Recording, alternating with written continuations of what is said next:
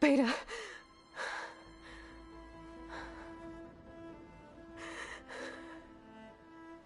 Farrell.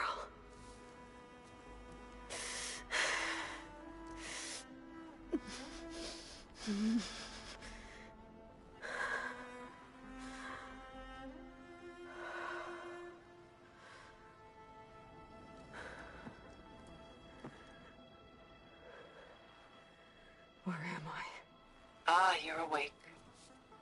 You took quite a hit when Gerard attacked you. I imagine you must still be in a great deal of pain. I can assure you that we are safe. The others can't detect us here. You mean the other Zeniths? You must be Tilda. I wasn't sure if Beta would have told you about me. Where is she? Alive. And while she isn't where she wants to be, not in urgent danger. We must discuss how to get her back, of course, after you've shaken off the cobwebs. When you're ready, take the stairs down the hall and come see me. In the meantime, I'll make breakfast. Breakfast. Okay.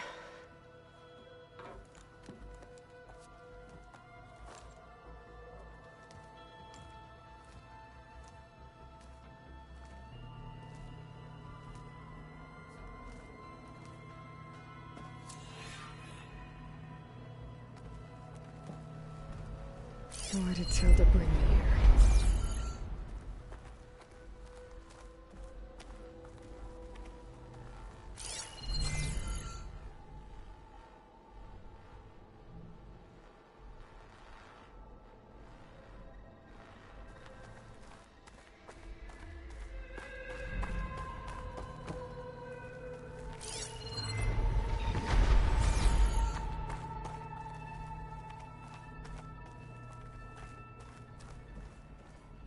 What was all this for?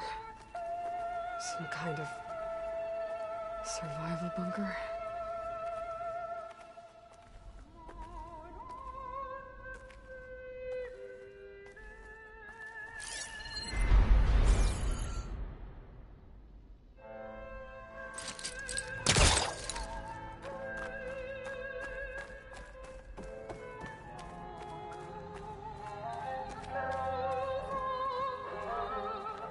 What is this?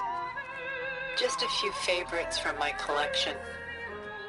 Rescued and stored here just before I went off-world. Take a look, if you like.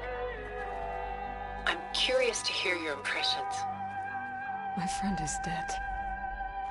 Beta and Gaia are gone, and you want me to look at old paintings? Don't be so quick to dismiss the comfort we can find in art, or the insight we might gain.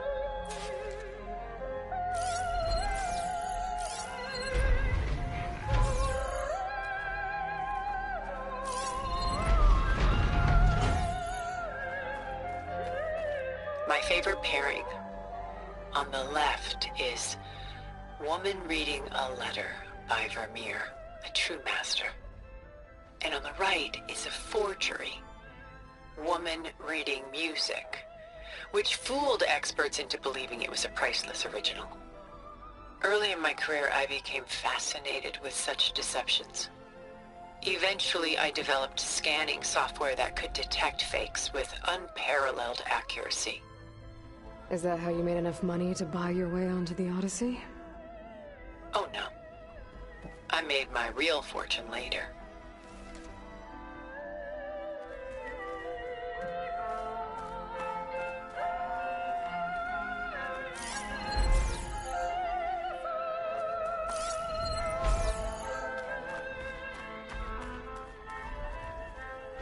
Selene and Endymion.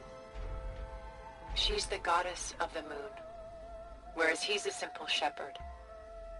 Beside her is the god of love, Cupid. So she's sneaking up on him? More like visiting him in secret. The torch that Cupid bears represents Selene's undying infatuation with him. Though the two must remain apart, her love will forever burn.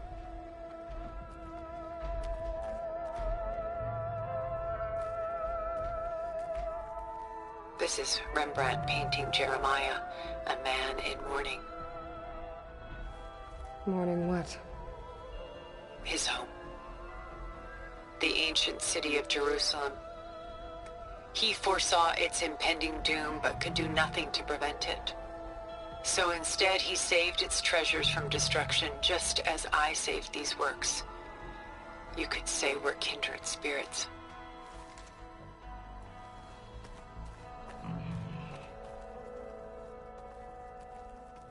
A portrait of the painter, Rembrandt's son Titus, depicted in the habit of a monk. I don't get it. Why would someone like you, with infinite resources, care about this painting of a boy in a hood? It's not the image itself, but the feeling it conveys. The face is bright and defined, but his eyes are downcast, heavy with misfortune. And the background seems to swallow all light. The painting is infused with a sense of loss. I guess I understand how the painter feels.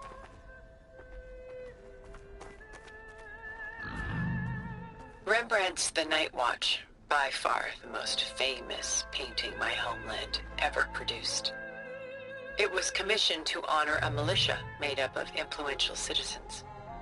I guess you must have been an influential citizen? In my day. But not as influential as you've been in this new world.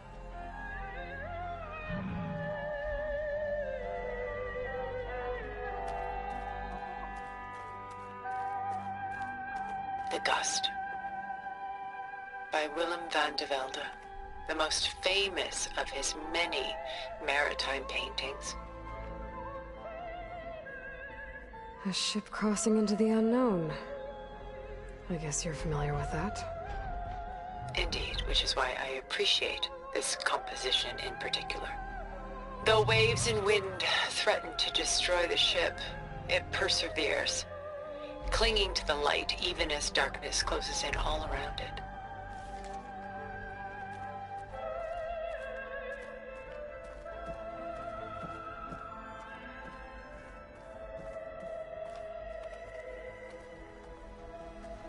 She's pulling out her own hair. Out of madness, out of grief. It's hard to watch her suffer.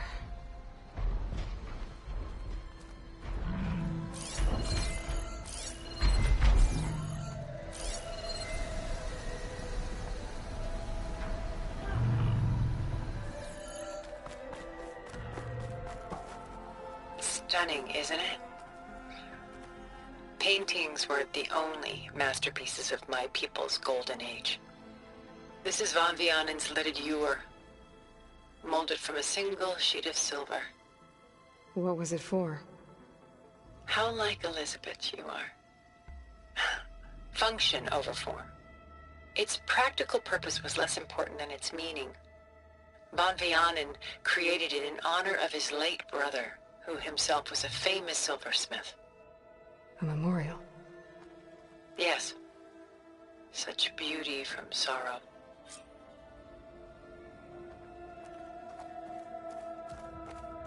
A lot of weight on his shoulders.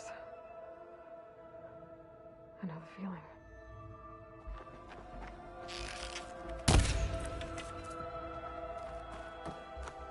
Done so soon? I've got more important things to worry about. We both do. There is much we are trying to save, not the least of which is in that vault. There's nothing wrong with savoring such treasures for a moment more. Or come upstairs and we'll get down to business. Your choice.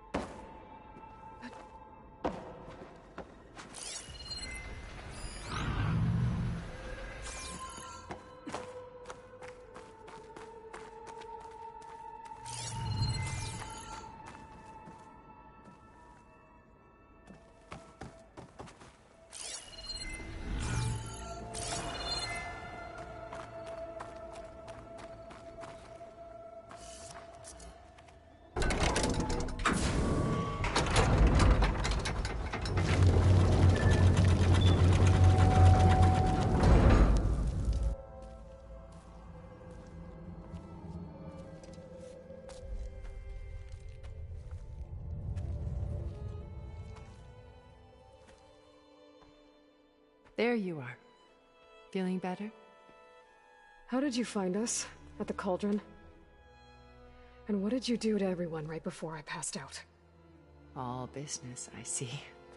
Well, suffice it to say we were keeping a very close eye on Hephaestus, knowing we would need it at some point. Your ruse didn't fool us, and as for my little trick, it was an overload of the senses, accompanied by an energy discharge. Gerard and Eric were only momentarily disoriented due to their shields, but it rendered you unconscious while I got you out. Perhaps some breakfast might steady you a bit?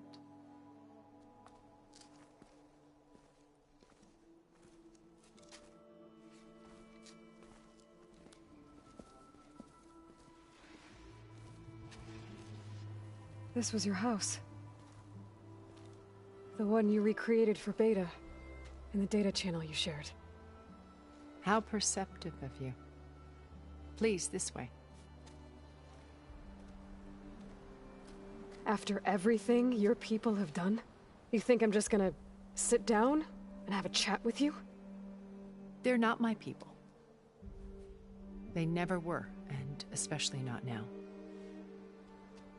You shot off into space with them, and lived with them for 1,000 years before coming back. So what made you suddenly turn on them? Quite simply, this. My old focus. You repaired it? But that means you've seen... incredible things. What you've accomplished in 2 decades of life.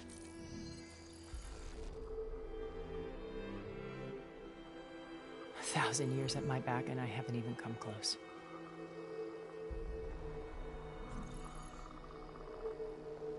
I'm sorry if I invaded your privacy, but I had to. In order to understand. To be enlightened. You truly are Elizabeth's blood. With her drive, her sense of mission, her integrity. Watching all this shamed me for the company that I've kept. Having seen it, all I want is to help you. Even if it means stopping your friends? Especially so. Please, sit down.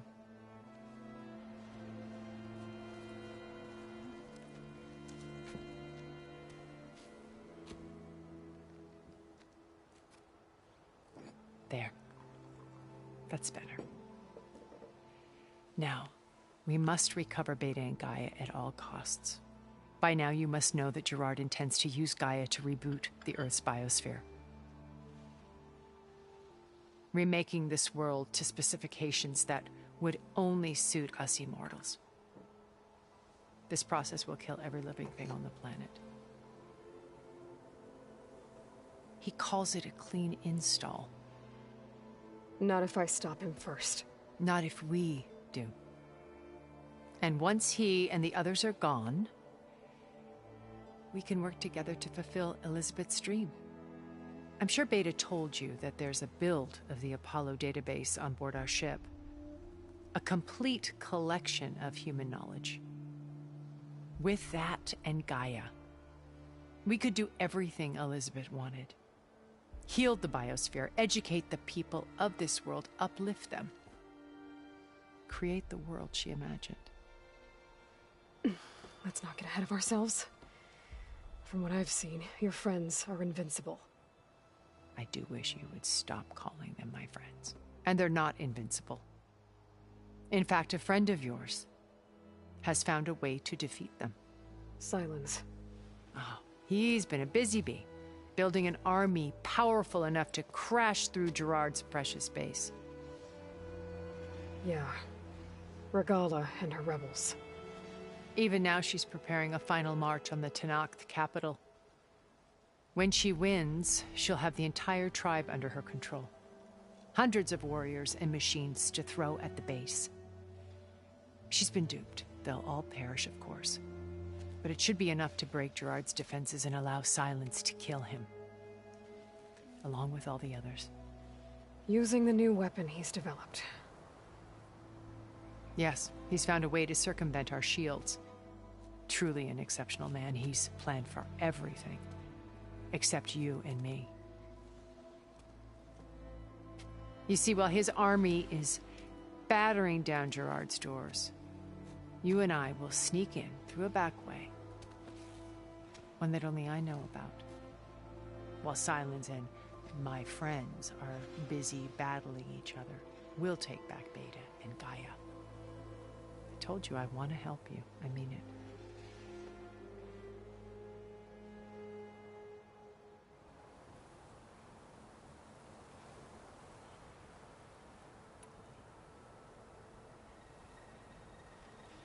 My old focus. How did you find it, let alone repair it?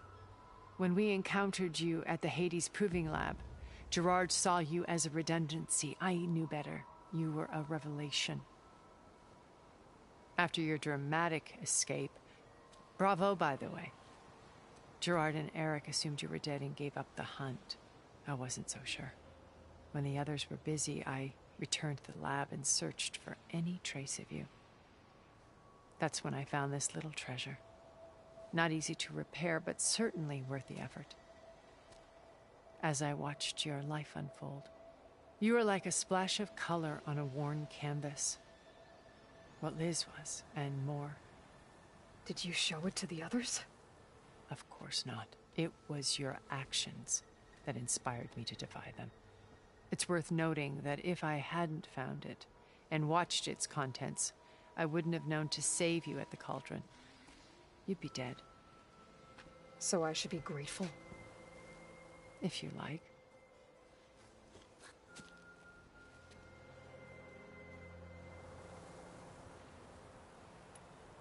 So you know all about me. What about you? What would you like to know? Well, start with your life on Earth. When I was 8, terrorists flooded my home city. Thousands drowned, my parents included. I was one of the few who survived. My guardian sent me to boarding school. Among my peers, I was the strange girl, the orphan to be avoided. All because of circumstances beyond my control. Oh. So we're a lot alike, huh? Aren't we? You were an outcast. But you didn't let that stop you from getting what you needed. Neither did I. I climbed my way out of desolation and used my wits to build a fortune. First, from the technical analysis of art and the detection of forgeries. Profitable expertise in those days. But as it turned out, the software I developed was even more useful for counterintelligence. From there, it was only a short step to gathering extremely valuable intelligence on my own. You were a spy? More like a service one could turn to for information. I had to remain anonymous, of course, to protect my privacy. But despite that anonymity, Far Zenith inevitably sought me out.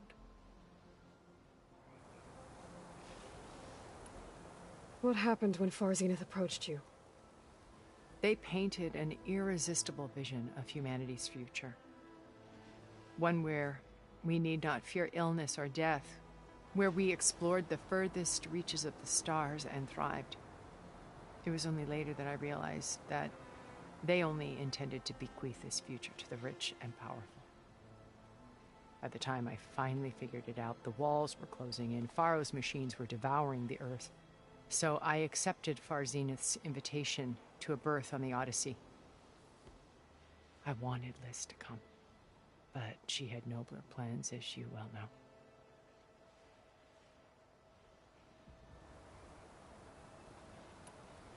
So you didn't know the other Zeniths were monsters until it was too late? I knew some of them were, certainly. It wasn't until we were off-planet that I understood the true scope of their greed. I was grateful to simply be alive, but the others became obsessed with a kind of effortless immortality. They built a colony, where machines serviced their every need, where any memory or fantasy could be endlessly savored in virtual reality. It wasn't life. It was stultifying, a pampered dream state. As the decades passed, I withdrew more and more, alone yet again, but this time with eons to consider my mistakes. Now, finally, having met you, I feel like I have a second chance. To do what? Help you, of course. To fulfill Liz's dream, which isn't so different from Farzenith's original vision. A better future for humanity.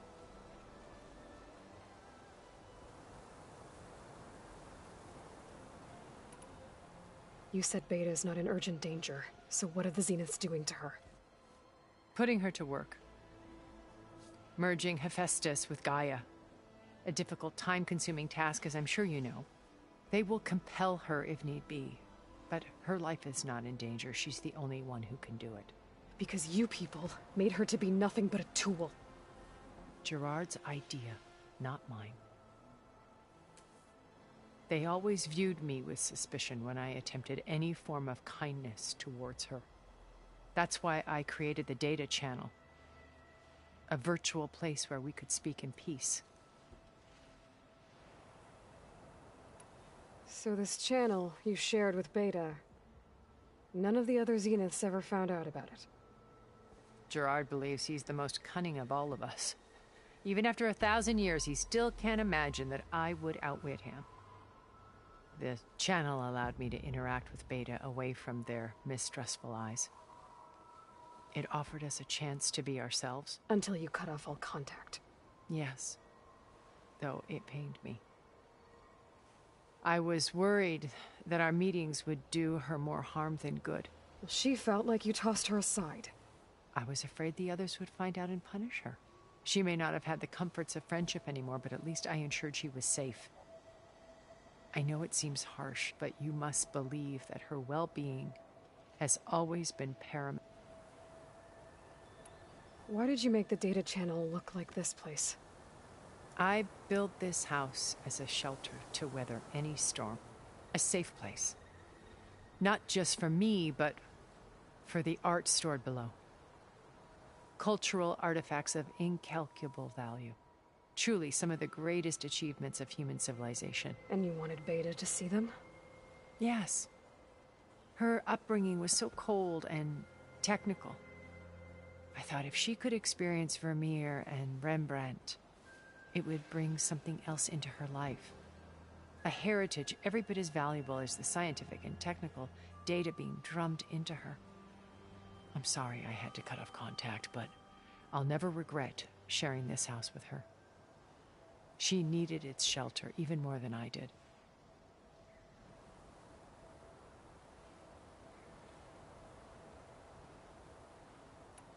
Beta told me your colony was destroyed. That you came back to Earth because you had nowhere else to go. It's true. After we reached our destination, a planet in the Sirius star system, we spent decades building a new home. The physical constraints of Earth, the boundaries of mortality, gone. To think of what we could have done with it. It might have been a utopia. Instead, we stagnated, absorbed in effortless comforts and virtual realities. It took a cataclysm to finally yank us out of our stupor. What happened? A massive geological event. We knew of instabilities in the planet core, but we underestimated them. By the time the collapse was upon us, it was too late to stop it. Only a few of us made it to the ship in time. We set course for Earth, the only safe harbor left to us. Which you decided to make unsafe for anyone else. Not me. Gerard. He believes it's better to wipe the canvas clean than work around the smudges. No more primitive tribes, no more combat machines, only a blank slate to do with as he pleases. But we will stop him. All we have to do is get into that base.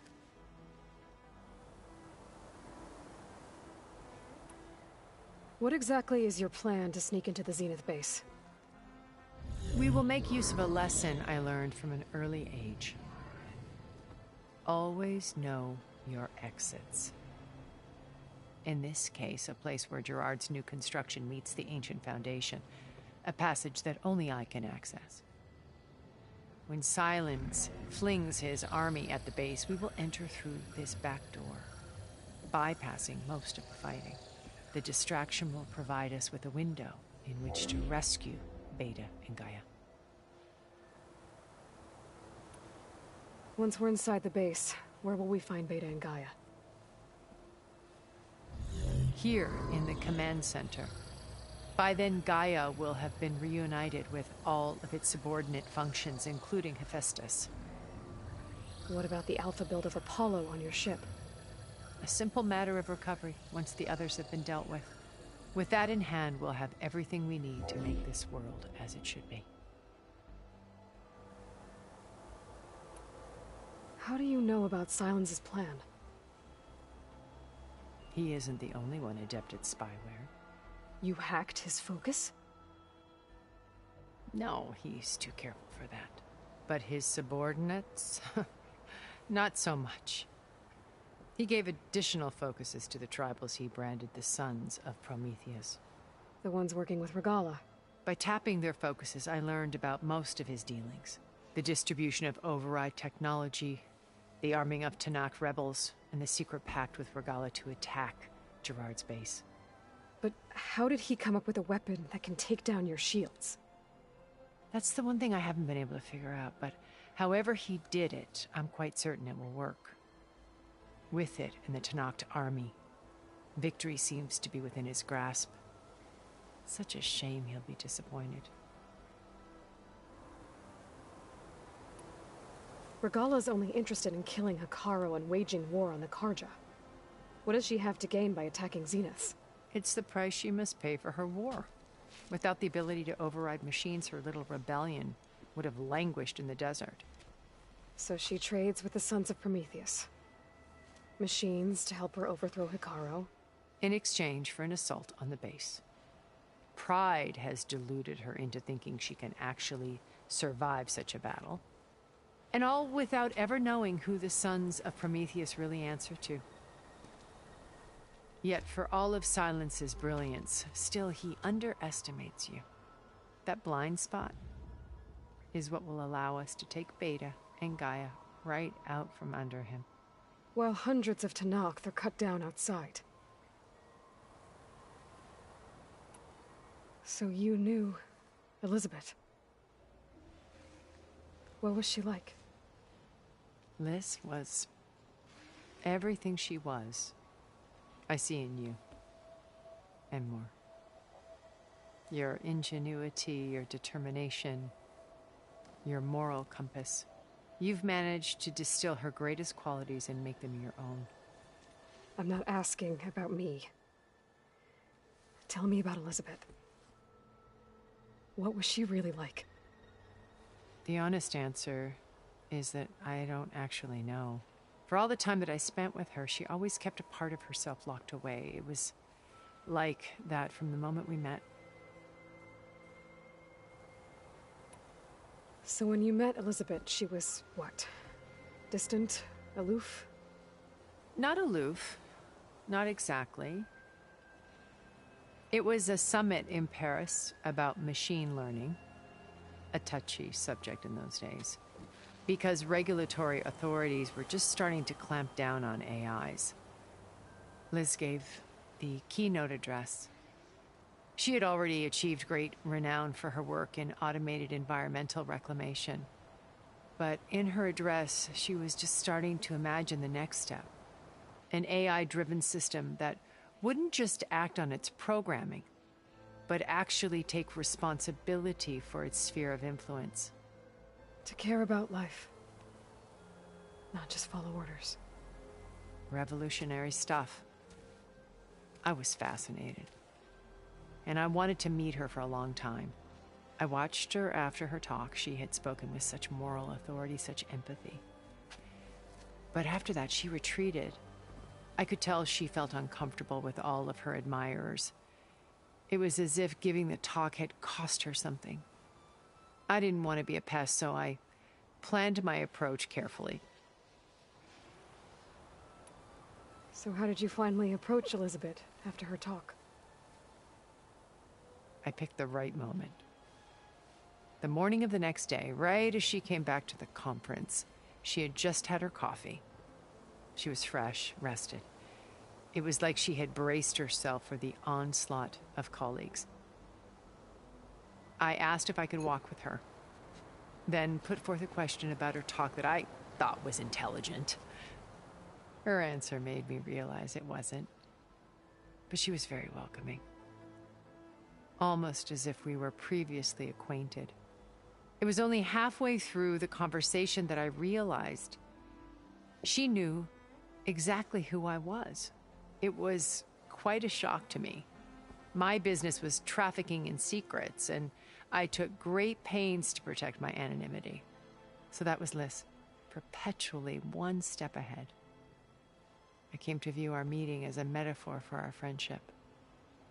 She always seemed to know me far better than I knew her. I guess I know the feeling.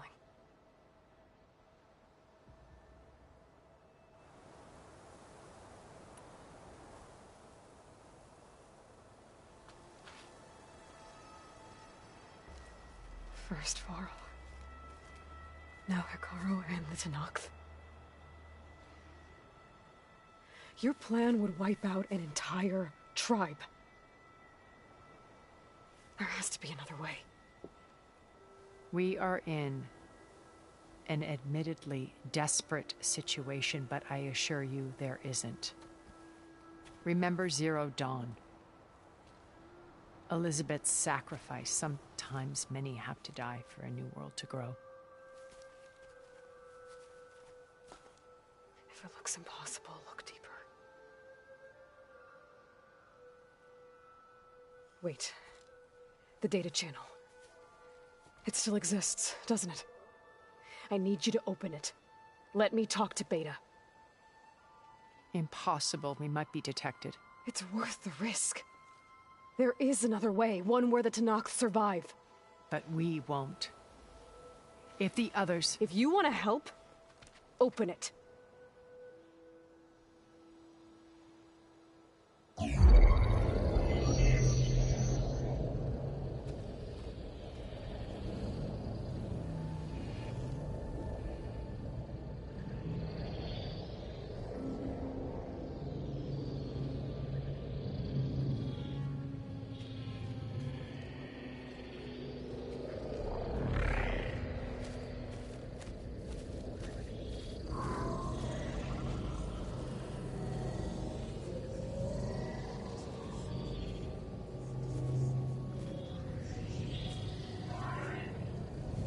What are they doing to her?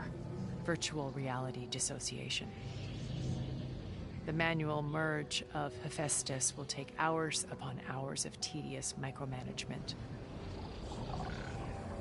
If she resists the work, they run simulations to induce feelings of isolation and despair. Beta, can you hear me? You're alive. They're watching me. I can't hold up this extra projection for long. You should have killed me. No. No, look at me. I'm coming for you. I promise. Okay? I just need you to hold out a little while longer and work on the merge.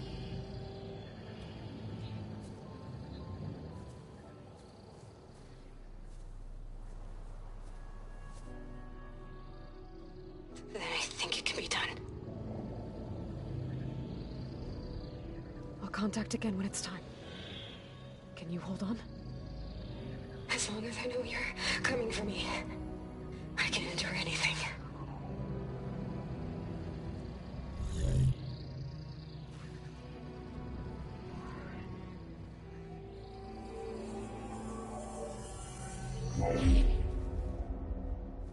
All right.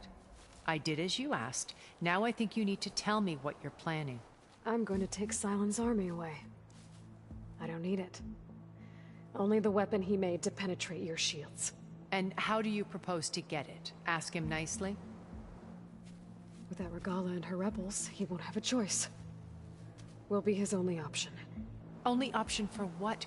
What did you tell her? That is between me and my sister. Will be Sylens' only option for crashing that base. I'll tell you the rest later. But first, there are a couple of things I have to do. Oh. And what are those? Lay my friend to rest. And then I'm going to use the override that Beta gave me at Gemini to put an end to Regala's rebellion. From the air. Wait. Since you insist on doing things your way, I know of something that will truly help you make a grand entrance with the Tenakth. The ancient Horus Titans still possess electromagnetic energy cells as part of their arsenal. Drop one of those on Regala's army and they'll receive quite a surprise.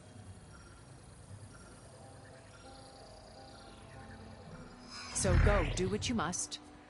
I'll come to your base if you manage to bring Sylens to the table. Not if. When.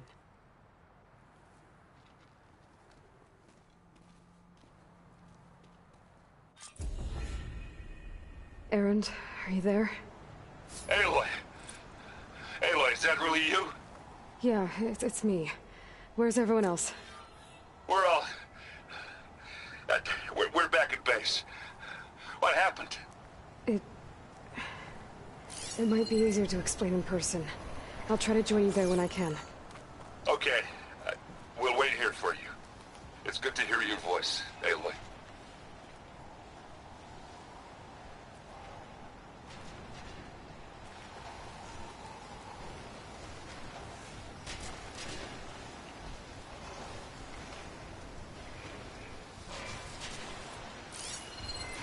Could use purge water against it.